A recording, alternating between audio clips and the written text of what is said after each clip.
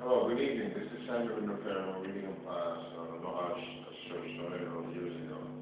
From my many short stories several years ago, so roughly 7, 8, 9, 10 years ago, 6 years ago, which I destroyed in a bonfire because I went to fulfill a Peter Gabriel phase.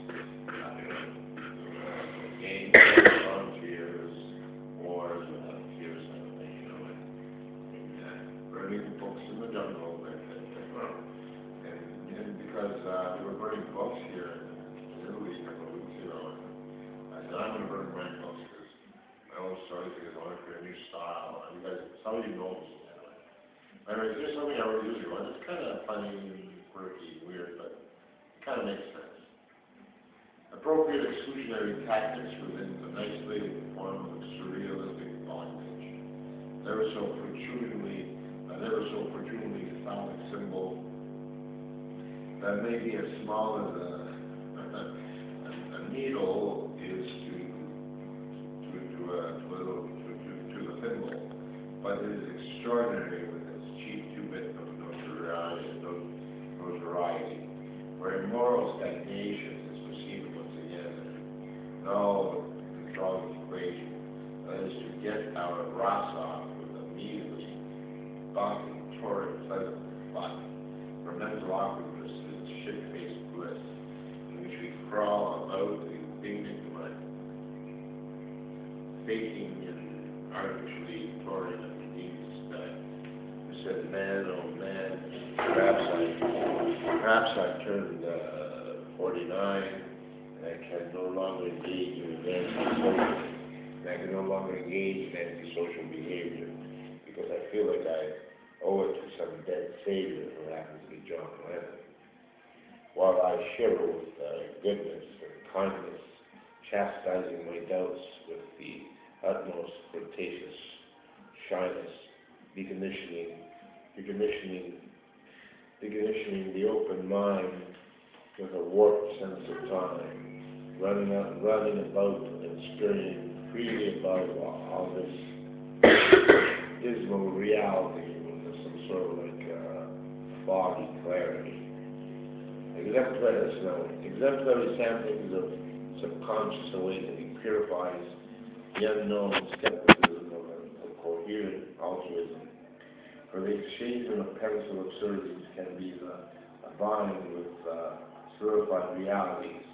For the abstraction and surrealistic tensions is like giving a honeyed lad a premature pension. For the need for mental feedback undoes the stagnant deed of immature fear of what lurks about within the shadow that is so near.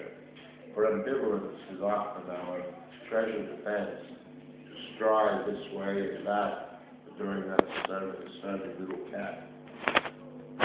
And that mystical creature who often ignored or inebriated Mouse's movie feature, with its animalistic integrity to ridicule our strange means with philosophical negativity. But a quality of power of wholesale engagement, indulgence, is deploring our fragility within the world of beloved circumference. For being properly neat and consciously funny is a black market entanglement within a frivolous wannabe that cures and lurks or enlightens, and often with the delayed mortality of our inborn logistic notion of disease fragility. For eternal misgivings are not our love of misforgiving, but our falsely stating that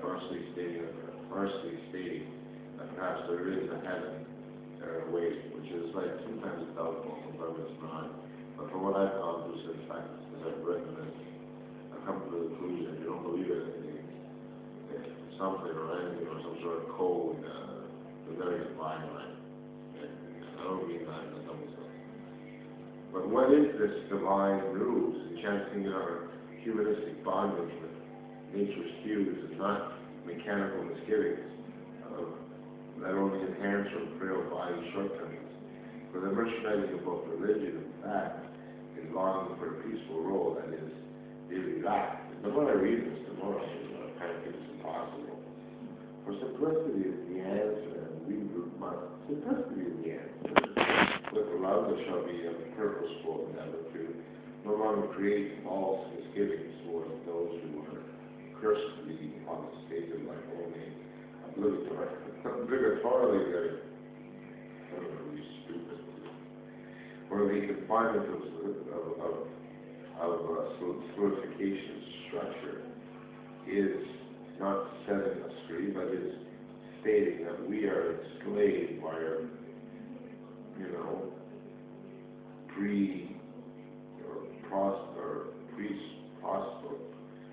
approximate or prosperity and riches and parasitically like silken embroidery with an internal perception of a just government, decent, of a just government.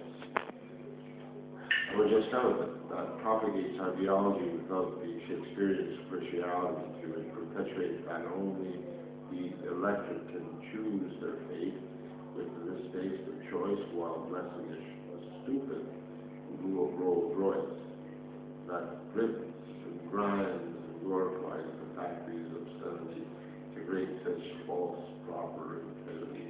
For a point A and point B must be the distance of humility, unless an infantryman or airborne pilot that has the glorification of capitalistic persuasions to decapitate or appear brutes with woeful, not colored parachutes. That rainbow of peace defended by a soldierly constrainment of duplicitous constitutional components that reigns over the supply and demand of Custer's half stand with the blood of the so-called registered soil of our internal need for a general's need of war to spoil. What is it again? Set the vent. I love that. This was in Italian. Okay? But why read it in Italian? I'm not in English. I'm a I love it. This one was the church often blurs within our subconscious like an unbridled parasitical leech that ignores the fact that pleasantries are like the tide beating against the stagnant tide beach. With this absolvement of guilt-free astonishment is reckoning with the weak-kneed negation of an open-minded environment that is true to the Word of God, that is always acting aloof, and who is truly strange, for he or his musician likes to be arranged with formality and purity. This astute officer comes to what is realistically Scrooge, while denying grounded subjectivity with the objection of choice and true and real and actual distances from the suppleness of a milk mother's breast that causes a sort of bisexual caress in the future for all you hot chicks and babes out there on the cute kids, and for all you ugly women with better visuals than kids. Sometimes you touch that little thing of theirs to make them feel like whimsically aware. Yeah, I'm just kidding, I'm stupid.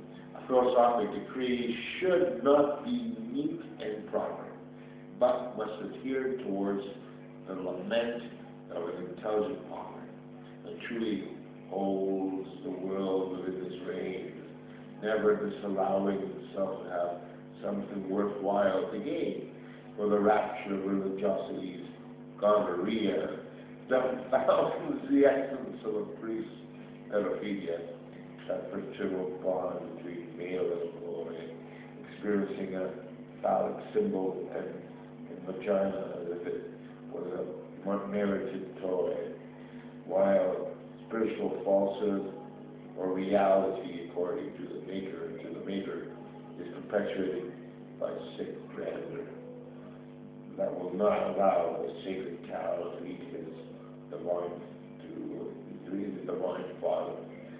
And the Indians can't eat the cows because it's a sacred animal while they starved with it. But, Indians get a big power right now.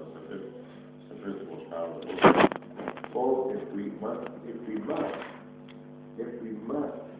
return to peace, that it is not a symbolic demon we must believe, but acknowledge the truth in between the analytical lines within a college.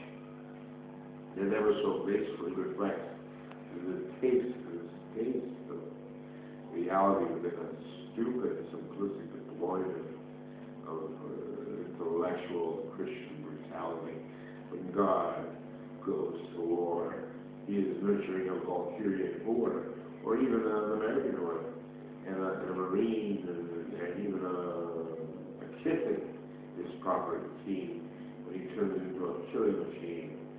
Why deny the personal aspects of our perseverance upon this earth? Why is it because you got to stick a gun and a cross or flag upon an American turf, where it seems to the simpleton that nobody really wants, and we are, nobody really wants, and we are the only momentarily permitted to have fun, regarding our inner perspective of love, a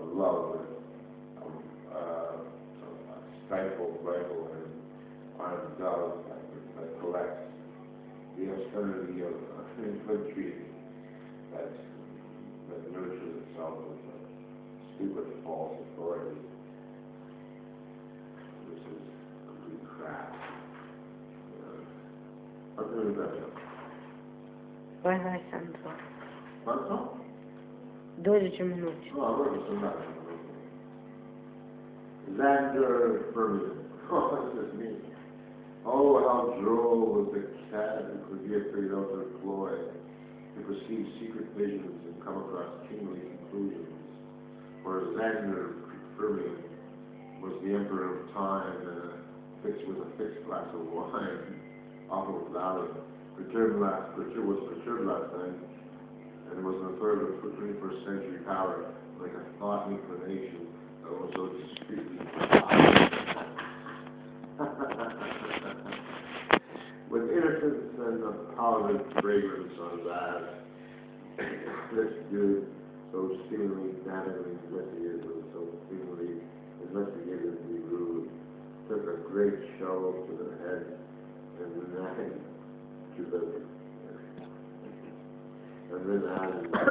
perplexed dread, the overall guiltless giddy gal that was one like having a sister for a lap escapade, and then laid some stagnant shade, and a reciprocal thrust of lawful endeavors, added a ravaging pensive treasure, and a burning need to conceive the worm's weed, concentrated and glutz for that inevitable frostman.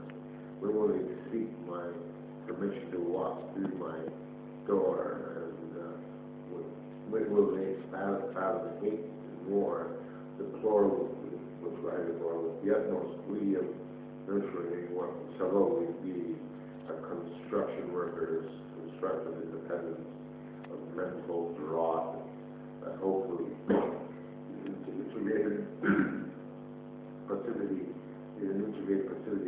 that shall be put on the spot and declare love and declare a love and prosperity instead of militarized bullshit routines and so-called torturous integrity.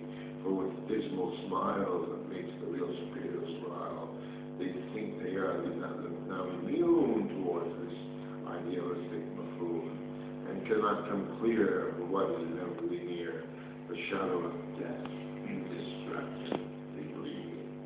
That is permissive because the universe's only modern-day function. Propagated ritualistic paranoia, dreaded floor of measure of ranking positions, that is really stupidly reverent towards an idiotic future of past governments, like Sabine or past governments. Let's make the side bleed with cherished armaments and so-called just peace. No, Non ce la fa più, non ce la okay. Ciao, arrivederci. Goodbye. That was called Tango in 2000.